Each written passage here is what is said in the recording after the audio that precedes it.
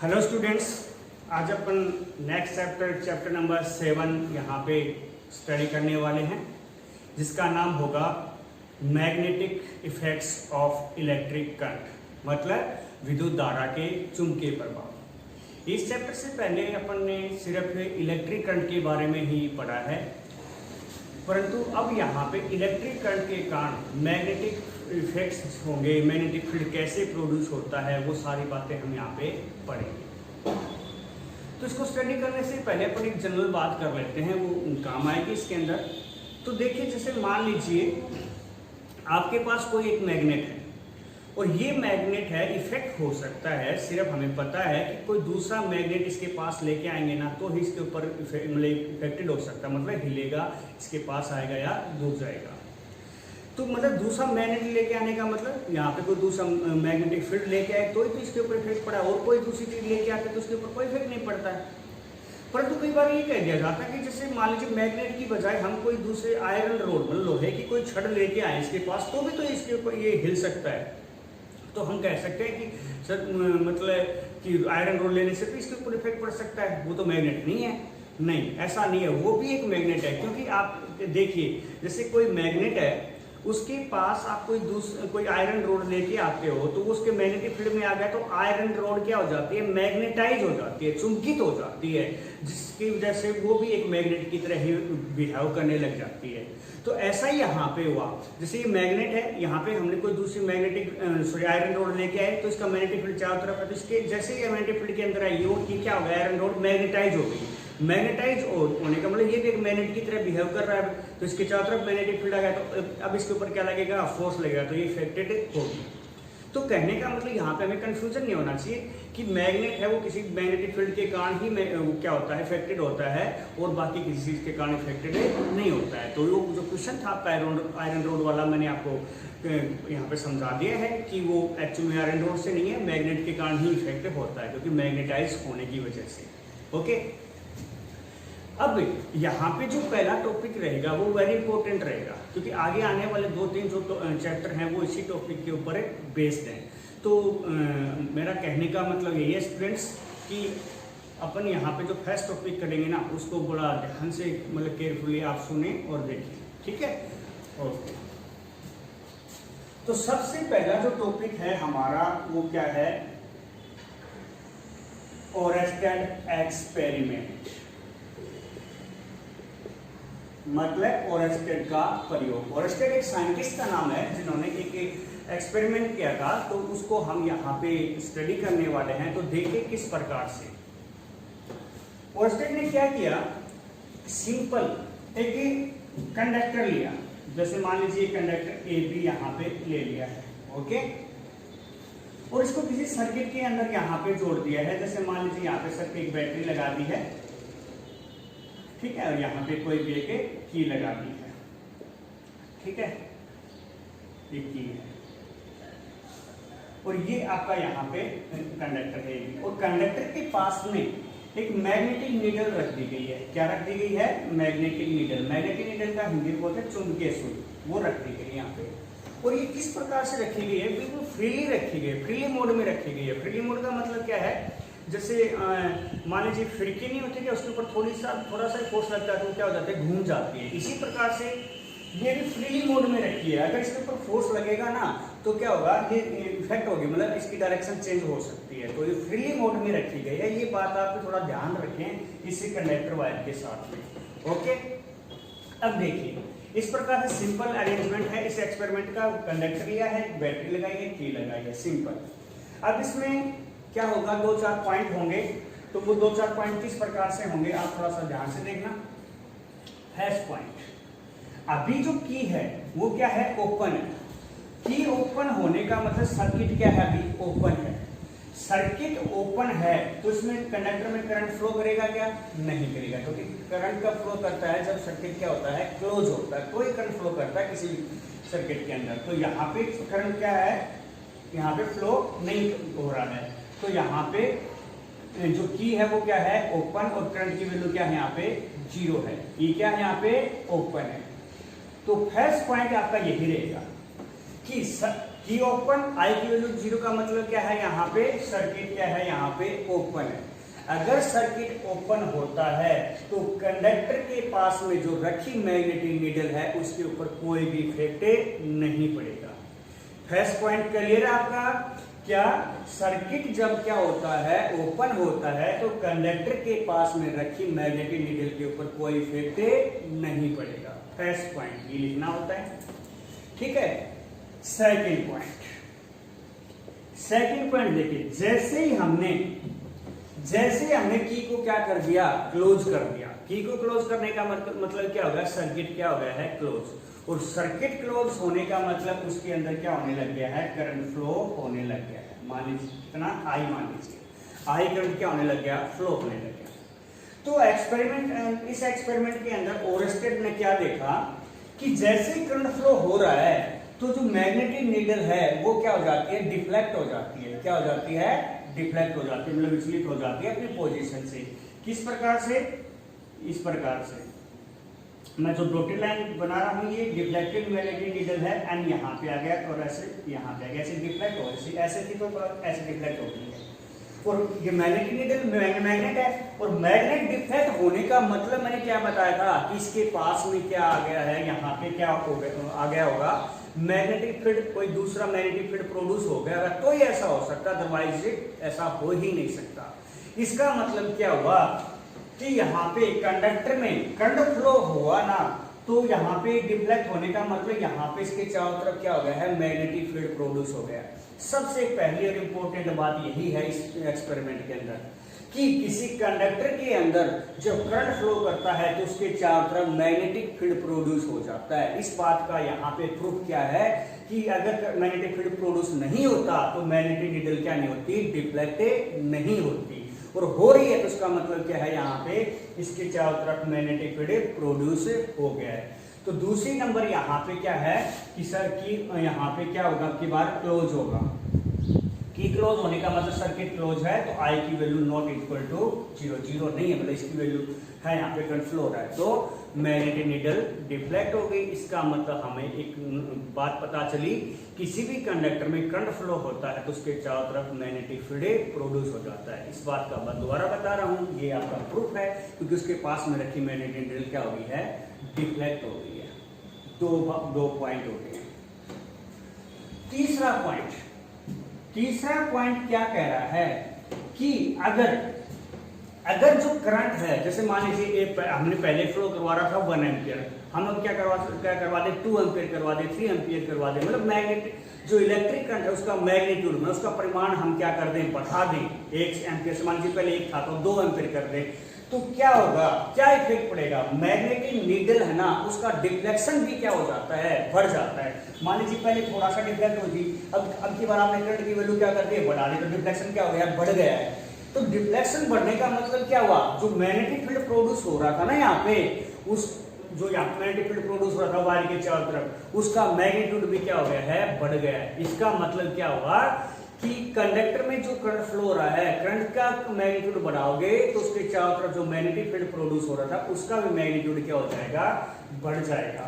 तो तीसरा पॉइंट यहाँ पे क्या है, अगर आई इंक्रीज करोगे ना तो क्या होगा, मैग्नेटिक याद रखना, मैग्नेटिक फील्ड को बी से लिखते हैं तो बी की वैल्यू भी क्या हो जाएगी, यहाँ पे इंक्रीज हो जाएगी। 3 पॉइंट हो गए यहाँ पे, 3 पॉइंट्स, ठीक है, वेरी इंपॉर्टेंट है। फोर्थ पॉइंट देखिए यहाँ पे, फोर्थ पॉइंट में क्या कह रहा है कि अगर हम करंट की डायरेक्शन चेंज कर दें, डायरेक्शन चेंज करने का मतलब की बात देखिए, यहाँ पे क्या कर दें, मान लीजिए एक ए बी कंडक्टर था और यहाँ पे आपने जो लगा रखी थी बैटरी, उसकी आपने क्या कर दी है, डायरेक्शन, उससे डायरेक्शन चेंज कर दी। यहाँ पे निडल थी आपकी एन और एस, डायरेक्शन चेंज कर दोगे, यहाँ इस साइड में पहले पॉजिटिव था, इस साइड में नेगेटिव, नेगेटिव साइड में कर दिया पॉजिटिव का, तो करंट की डायरेक्शन चेंज हो गई, करंट की डायरेक्शन के बाद ये हो गई है, ठीक है। तो इसने देखा कि करंट की डायरेक्शन को चेंज करने से क्या इफेक्ट पड़ रहा है, तो इसने नोट किया यहाँ पे, अगर हम करंट की डायरेक्शन चेंज कर देते हैं कंडक्टर में तो क्या हो जाता है, उसके पास में रखी मैग्नेटिक नीडल है ना, उसका डिफ्लेक्शन की डायरेक्शन भी क्या हो जाएगी, अपोजिट हो जाएगी, ठीक है ना। मतलब पहले वाले केस में ऐसे डिफ्लेक्ट हो रही थी, अब की बार नीचे की तरफ डिफ्लेक्ट हो रही है। तो ऐसा क्यों हुआ, क्या हो सकता है? इससे एक ही बात प्रूव हो रही है कि अगर हम कंडक्टर में करंट जो फ्लो करवा रहे थे उसकी और उसके कारण जो मैग्नेटिक फील्ड प्रोड्यूस हो रहा था, अगर करंट की डायरेक्शन चेंज कर दें तो मैग्नेटिक फील्ड की डायरेक्शन भी क्या हो जाती है, चेंज हो जाती है। करंट की डायरेक्शन अपोजिट हो गई है तो मैग्नेटिक फील्ड की डायरेक्शन भी क्या हो गई है, अपोजिट हो गई है। तो ये बात याद रखना कि करंट की डायरेक्शन के साथ मैग्नेटिक फील्ड की डायरेक्शन भी क्या होती है, चेंज होती है। तो ये आपका यहाँ पे फोर्थ पॉइंट आ गया। आई की डायरेक्शन क्या हो गई है, चेंज करोगे तो क्या होगा, बी की डायरेक्शन भी क्या हो जाएगी, यहाँ पे चेंज हो जाएगी। ठीक है, तो यहाँ पे कितने पॉइंट्स पता लगे, वेरी इंपॉर्टेंट बताया था मैंने आपको कि यहाँ पे किस प्रकार से क्या किया गया है। दोबारा देखिए, ओरेस्टेड एक्सपेरिमेंट में क्या लिखोगे आप कि एक वो कंडक्टर लेंगे और उसके साथ में एक बैटरी कनेक्ट कर देंगे और 4 पॉइंट रहेंगे हमारे। सबसे पहला, सर्किट ओपन है, मतलब करंट की वैल्यू क्या है, 0, मतलब सर्किट ओपन है तो मैग्नेटिक नीडल पे कोई इफेक्ट नहीं पड़ेगा। दूसरी नंबर बात, की क्लोज है, मतलब सर्किट अब की बार क्या है, क्लोज है, तो क्लोज का मतलब करंट फ्लो करेगा। करंट फ्लो करेगा तो कंडक्टर के पास में रखी मैग्नेटिक नीडल भी क्या हो जाती है, डिफ्लेक्ट हो जाती है। इट मीन्स कि जो करंट कैरिंग कंडक्टर मतलब जो कंडक्टर में करंट फ्लो हो रहा है उसके चारों तरफ मैग्नेटिक फील्ड प्रोड्यूस हो जाता है। ये इस बात का प्रूफ है। तीसरी बात, करंट की वैल्यू इंक्रीज करोगे तो मैग्नेटिक फील्ड की वैल्यू भी क्या होगी, इंक्रीज होगी, कम करोगे तो कम होगी। और उसी प्रकार से फोर्थ में मैंने डायग्राम बना के बता दिया है कि आई की वैल्यू मतलब करंट की डायरेक्शन चेंज करोगे तो क्या होगा, मैग्नेटिक फील्ड की डायरेक्शन भी क्या हो जाएगी, चेंज हो जाएगी। तो ये आपका वेरी इंपॉर्टेंट था। अब इससे आगे यहाँ पे देखिए, मैं जो मैग्नेटिक फील्ड प्रोड्यूस हो रहा है, जो मैग्नेटिक नीडल डिफ्लेक्ट हो रही है, ये किधर होंगी, कैसे होंगी, इनसे रिलेटेड कुछ रूल्स हैं और वो रूल्स आप देखिए यहाँ पे किस प्रकार से। First rule, right hand thumb rule.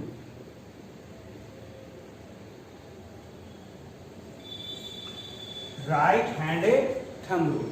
सबसे पहले तो हमें ये बताना है कि राइट हैंड थंब रूल पढ़ते ही क्यों पढ़ते हैं कि ये जो रूल है ना, जो मैं जैसे मान लीजिए वायर है ये और इसमें करंट क्या हो रहा है, फ्लो हो रहा है, तो इसके कारण जो मैग्नेटिक फील्ड प्रोड्यूस होगा ना इसके चारों तरफ, जो हमने प्रूव कर दिया था इस एक्सपेरिमेंट के द्वारा, उसकी डायरेक्शन क्या होगी वो बताने के लिए रूल पढ़ते हैं। तो हम कह सकते हैं this rule tells about the direction of magnetic field around the current carrying conductor. मतलब किसी धारावाही चालक के चारों तरफ उत्पन्न चुंबकीय क्षेत्र की दिशा बताने के लिए हम इसकी स्टडी करते, इसको पढ़ते हैं। कैसे कह रहा है यहाँ पे देखिए, कह रहा है कि आपका जो राइट हैंड है, जैसे ये राइट हैंड है, इसकी जो फिंगर्स हैं, उनका ये जो कर्वेचर हो गया है, ठीक है ना, और ये थंब हो गया। इस प्रकार से कह रहा है कि कर लीजिए, ठीक है। अब जो थंब है उस थंब को किसके अलाउ करना है, डायरेक्शन ऑफ इलेक्ट्रिक करंट। जैसे मान लीजिए ये कंडक्टर है, इसमें करंट क्या हो रहा है, ऊपर की तरफ क्या हो रहा है, फ्लो हो रहा है, तो जो मेरा थंब है वो किधर होगा, ऊपर की तरफ होगा। किधर होगा, ऊपर की तरफ। तब जो फिंगर्स का जो कर्वेचर है ना, जो फिंगर्स का जो कर्वेचर है वो क्या बताएगा, मैग्नेटिक फील्ड की डायरेक्शन बताएगा। क्या बताएगा, मैग्नेटिक फील्ड की डायरेक्शन। देखिए यहाँ पे जैसे मान लीजिए ये है थंब, तो यहाँ पे थंब हो गया, ऐसे हो गया, करंट की डायरेक्शन मैंने ऊपर की तरफ बताया, तो कर्वेचर कैसे है, यूं है, ठीक है ना। यू का मतलब कैसे होगा, ये एंटी क्लॉकवाइज। कैसे हो गया है, एंटी क्लॉकवाइज। तो मैग्नेटिक फील्ड की डायरेक्शन कैसे होगी, एंटी क्लॉकवाइज। तो हम ये आपका मतलब यहाँ पे अगर नीचे डाउनवर्ड होता तो डायरेक्शन कैसे हो जाती, देखिए डाउनवर्ड है तो यहाँ पे ऐसे, और ये डायरेक्शन कैसे हो जाती, क्लॉकवाइज हो जाती। तो हम कह सकते हैं this rule tells about the direction of magnetic field around the current carrying conductor. According to this rule, when direction of thumb of right hand along the electric current in the conductor, then curvature of fingers represent the direction of a magnetic field। मतलब ये जैसे मान लीजिए conductor है तो इसके चारों तरफ जो मैग्नेटिक फील्ड होगा वो कैसे होगा, इस प्रकार से होगा। करके देख लीजिए, यहाँ पे ये कोई कंडक्टर है तो ये कैसे हो गई है, एंटी क्लॉकवाइज। अगर डायरेक्शन किधर होती, नीचे की तरफ होती, तो करके देख लीजिए, चाहे आप यहाँ पे इस प्रकार से हो जाती तो क्लॉकवाइज हो गई। यहाँ पे ये यहाँ पे कैसे हो गई है, तो आप कह सकते हो, आपसे एक 1 मार्क्स क्वेश्चन पूछा जा सकता है, कोई वायर दिया जाएगा, यूँ कह दिया जाएगा कि इसमें जो करंट की डायरेक्शन शो कर दी जाएगी और कह दिया जाएगा कि बताइए यहाँ पे करंट की डायरेक्शन क्या होगी, रिप्रेजेंट कीजिए। तो आप कर सकते हो राइट हैंड थंब रूल लगाकर। फिर वेरी सिंपल है कि राइट हैंड होना चाहिए, पहली नंबर बात तो लिखा भी है, और उसका थंब किधर होना चाहिए, करंट की डायरेक्शन में। तब जो फिंगर्स हैं उनका कर्वेचर क्या करेगा, मैग्नेटिक फील्ड की डायरेक्शन में रिप्रेजेंट करेगा। फर्स्ट रूल आपका यही था। सेकंड रूल देखिए यहाँ पे, सेकंड रूल मैं यहाँ पे लिख रहा हूं,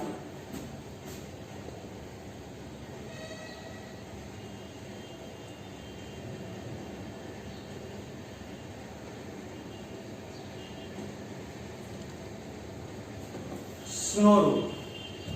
कौन सा रूल है? स्नो रूल है। स्नो रूल में देखिए यहाँ पे ये नाम स्नो क्यों रखा है, ये नाम ये आपको काम आएगा, SNOW, स्नो। स्नो रूल क्या काम आता है? पहले वही बात जैसे राइट हैंड हम क्यों पढ़ रहे थे, मैग्नेटिक फील्ड की डायरेक्शन बताने के लिए, करंट के रिंग कंडक्टर के चारों तरफ जो मैग्नेटिक फील्ड है।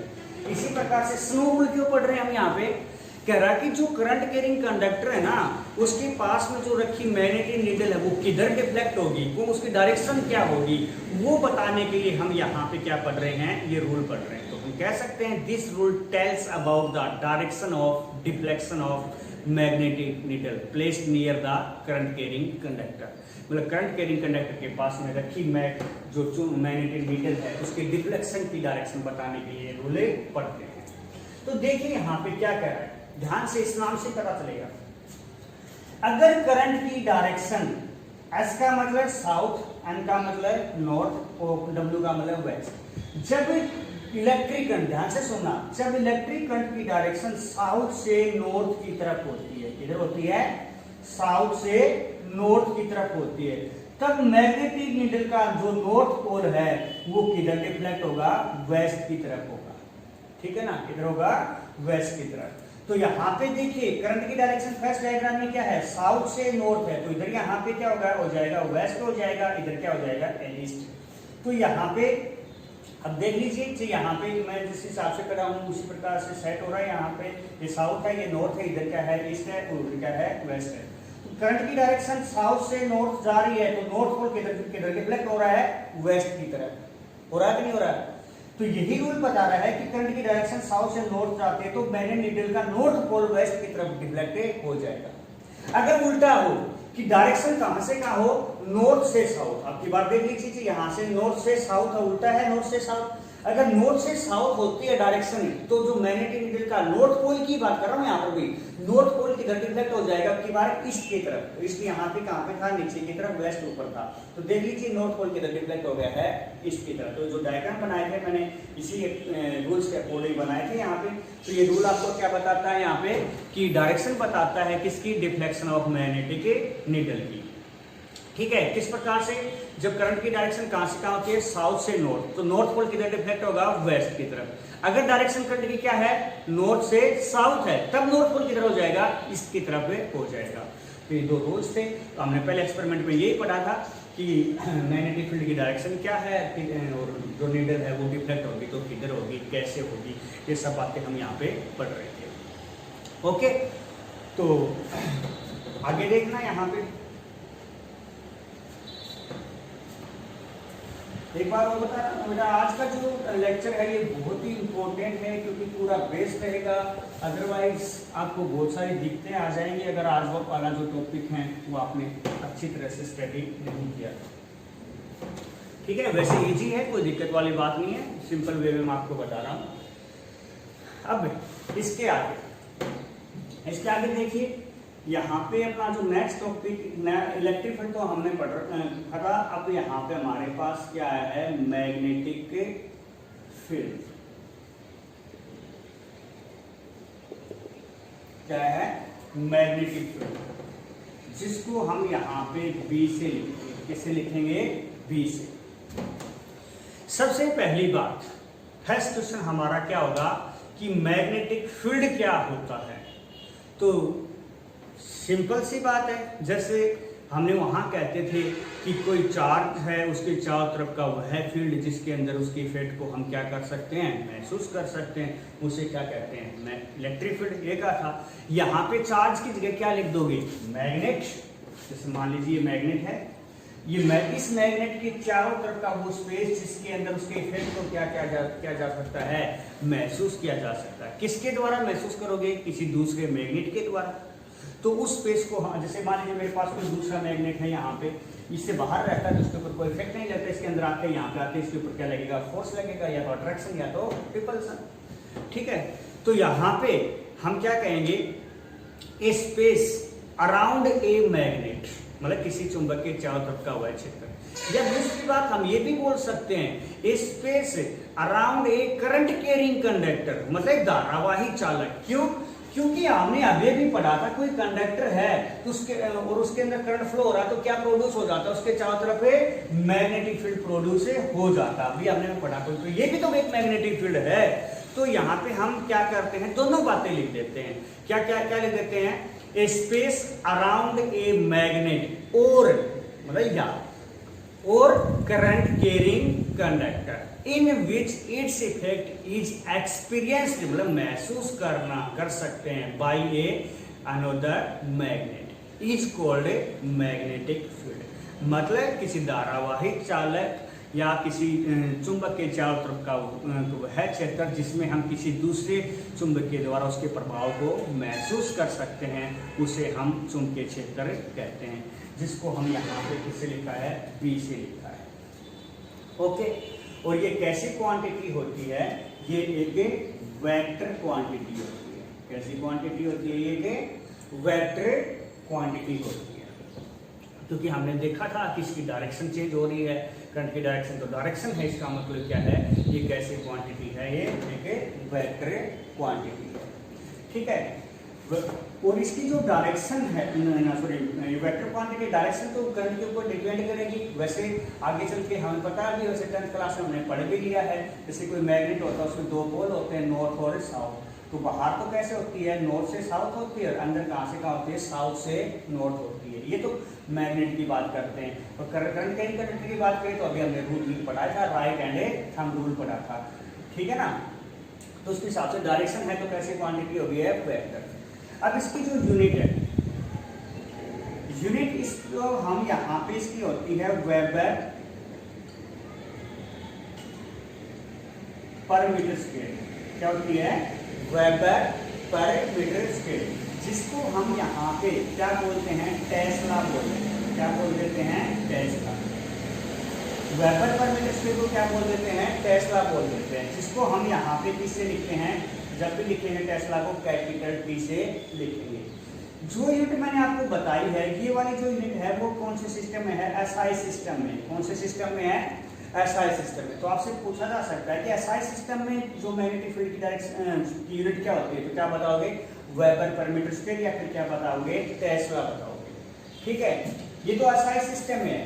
और अगर बात कह दी जाए कि सीजीएस सिस्टम में बताइए, तो सीजीएस सिस्टम में होती है इसकी मैक्सवेल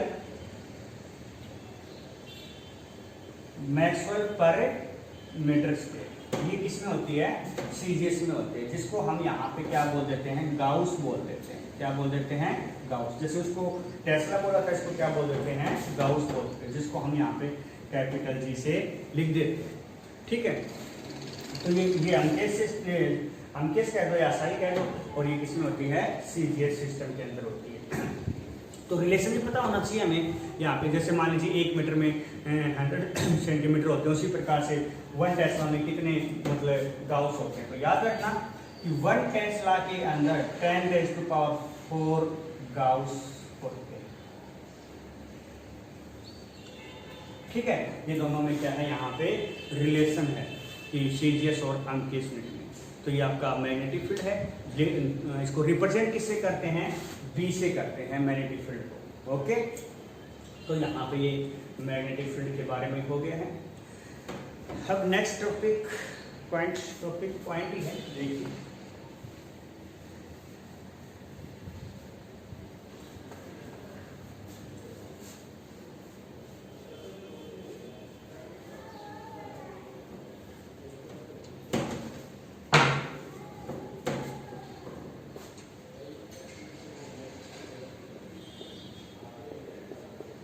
नेक्स्ट टॉपिक है हमारे पास यहाँ पे मैग्नेटिक फोर्स।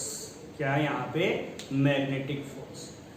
तो मैं आपको बता देता हूँ यहाँ पे क्या होता है, किस प्रकार से। जैसे मान लीजिए आपके पास कोई मैग्नेटिक फील्ड है, जैसे ये रूम है, इस रूम में क्या है? मैग्नेटिक फील्ड है, और यहाँ पे कोई चार्ज क्या कर रहा है? मूव कर रहा है।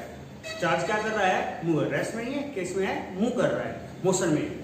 तो उसके ऊपर एक फोर्स लगता है, और मैग्नेटिक फील्ड के अंदर फोर्स लग रहा है, तो उस फोर्स को हम यहाँ पे क्या नाम दे देते हैं? मैग्नेटिक फोर्स नाम दे देते हैं। तो हम यहाँ से पूछा जाए तो मैग्नेटिक फोर्स क्या होता है, तो आप क्या बताओगे? A force acting on a force acting on a moving charge. ये बात लगानी जरूरी है। Moving charge in A magnetic field is called magnetic force. मतलब किसी चुंबकीय क्षेत्र में गतिमान आवेश पर लगने वाले बल को चुंबकीय बल कहते हैं। ठीक है, तो ये यहाँ पे था, तो इसकी डेफिनेशन हो रही है। जैसे मान लीजिए यहाँ पे आपका मैग्नेटिक फील्ड है, ठीक है, मान लीजिए मैग्नेटिक फील्ड बी है यहाँ पे, ठीक है, और यहाँ पे कोई चार्ज क्या कर रहा है? मूव कर रहा है। क्यू चार्ज मूव कर रहा है, कितनी वेलोसिटी से कर रहा है? v वेलोसिटी से कर रहा है। ठीक है, जैसे मान लीजिए ये यहाँ पे मैग्नेटिक फील्ड की डायरेक्शन ये है, मैं क्यू चार्ज ऐसे कितने एंगल से? थीटा एंगल से मूव कर रहा है।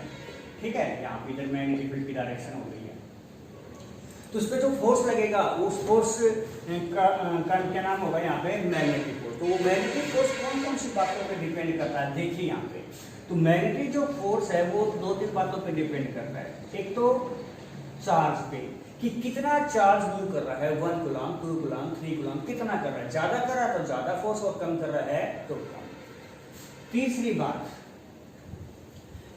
v sin थीटा, मतलब वो कौन सी डायरेक्शन में क्या कर रहा है? मूव कर रहा है, तो उसके ऊपर भी डिपेंड करता है, और कितनी वेलोसिटी पे से मूव कर रहा है उस पर भी डिपेंड कर रहा है। मतलब मैग्नेटिक फील्ड के साथ कितने एंगल से मूव कर रहा है उस पर भी डिपेंड कर रहा है, कितनी वेलोसिटी से कर रहा है। तो ज्यादा वेलोसिटी से कर रहा है तो ज्यादा, कम से कर रहा है तो कम। तीसरी नंबर बात, मैग्नेटिक फील्ड के ऊपर भी डिपेंड करता है, कि मैग्नेटिक फील्ड अगर ज्यादा है, मतलब 2 टेस्ला है या 3 टेस्ला है या 4 टेस्ला है, ज्यादा है तो ज्यादा फोर्स लगेगा, कम है तो कम लगेगा। तो कितनी इक्वेशन हो गई हमारे पास? 3 हो गई है।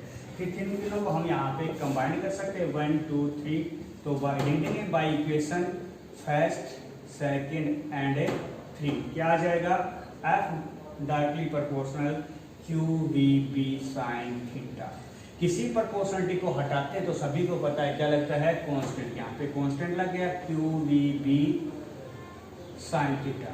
और हेयर यहाँ पे k की वैल्यू क्या होती है? 1 होती है in all system of unit के अंदर। कौन सा यूनिट का सिस्टम हो, सीजीएस हो, हम के तो सब में 1 होती है। तो F की वैल्यू क्या आ गई यहाँ पे? QVB sin theta. ये मैग्नेटिक फोर्स आ गया है, या इसको अपन यूं भी लिख सकते हैं, QV क्रॉस B। ये तो सभी को पता है, क्रॉस प्रोडक्ट को हटाते हैं तो क्या लगता है? साइन थीटा लगता है। तो ये मैग्नेटिक फोर्स है। याद रखना, मैग्नेटिक फोर्स किस पे? मूविंग चार्ज पे। कितना होता है? QVB sin थीटा होता है। वेरी सिंपल था। इस पे 1 मार्क्स के क्वेश्चन पूछ लिए जाते हैं कई बार, कि यूं कह दिया जाता है कि मान लीजिए आपके पास कोई चार्ज है और वो किसी मैग्नेटिक फील्ड के अंदर रखा है, तो उसके ऊपर मैग्नेटिक फोर्स कितना लगेगा? तो आपका आंसर क्या होना चाहिए? 0। क्यों? क्योंकि रखा है बोला है मैंने। रखा का मतलब वेलोसिटी कितनी है उसकी? 0 है। तो वेलोसिटी 0 है तो फोर्स भी क्या हो गया? यहाँ पे 0 हो गया। 3-4 पॉइंट बनते हैं यहाँ पे। फर्स्ट पॉइंट बी की वैल्यू 0 है, मतलब रेस्ट में है। रेस्ट के लिए मैग्नेटिक फोर्स कितना हो जाएगा? 0 हो जाएगा। ठीक है। सेकेंड पॉइंट कह रहा है कि अगर चार्ज पार्टिकल मैग्नेटिक फील्ड की डायरेक्शन में मूव कर रहा है, मतलब जिधर मैग्नेटिक फील्ड है उधर ही, जैसे मान लीजिए मैग्नेटिक फील्ड इधर था तो चार्ज भी इधर ही मूव कर रहा है, तो तब कितना फोर्स लगेगा? तो डायरेक्शन सेम डायरेक्शन है तो थीटा की वैल्यू कितनी हो गई? 0। और हमें पता है साइन 0 कितना होता है? 0। साइन 0 हो गया तो आपकी वैल्यू भी क्या हो गई? यहाँ पे 0 हो गई।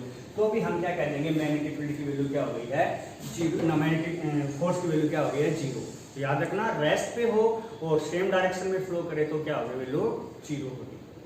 तीसरी नंबर बात, इसको हम मिनिमम भी कह सकते हैं। ये फोर्स क्या लगता है? यहाँ पे मिनिमम लगता है। तीसरी नंबर बात यहाँ पे, अगर यहाँ पे परपेंडिकुलर मूव करे, मैग्नेटिक फील्ड इधर है, चार्ज इधर मूव करे, मतलब थीटा की वैल्यू कितनी, परपेंडिकुलर का मतलब लंबवत, मतलब थीटा की वैल्यू कितनी आ गई 90, और sin 90 आपको पता है कितना होता है 1 होता है, तो आपकी वैल्यू कितनी आ गई QVB, sin 90 कितना हो गया 1। तो ये जो परपेंडिकुलर मूव करे तब कितना फोर्स लगेगा QVB, जो कि क्या होगा यहाँ पे मैक्सिमम होगा, क्या होगा मैक्सिमम।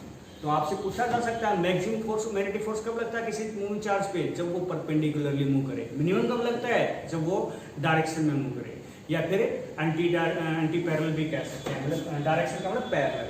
और चौथे नंबर पे क्या आ जाएगा एंटी पैरेलल। एंटी पैरेलल मतलब मैग्नेटिक फील्ड इधर है, चार्ज इधर मूव कर रहा है, तो थीटा की वैल्यू कितनी आ रही है 180, और साइन 180 की वैल्यू भी कितनी होती है 0 होती है। तो इस केस में भी आपकी वैल्यू क्या आ गई है 0। तो 3 केस ऐसे हो गए जिसके अंदर वैल्यू कितनी आ रही है 0, रेस्ट पे हो, पैरेलल मूव करे या एंटी पैरेलल मूव करे, तो तीनों केस में मैग्नेटिक फोर्स की वैल्यू कितनी होगी 0 होगी। किस पे, चार्ज पे। अगर किसी एंगल से करता है तो वो आ जाएगा क्यू साइन थीटा, जैसे मान लीजिए 45 से कर रहा है वो तो वैल्यू पूरा हो जाएगी। पर तुम मान लीजिए कह दीजिए परपेंडिकुलरली मूव कर रहा है तो कितना लगेगा क्यूबी, जो कि क्या होगा मैक्सिमम होगा। ठीक है, तो इस प्रकार से हमने यहाँ पे देखा कि फोर्स लगेगा किधर लगेगा, मतलब कितना लगेगा किधर लगेगा। इसके लिए क्या होता है यहाँ पे वेक्टर्स रूल, जो रूल हम जिसको कहते हैं उसके आधार पे हम मैग्नेटिक फोर्स की वैल्यू बता देंगे। ठीक है, ओके स्टूडेंट्स, थैंक यू।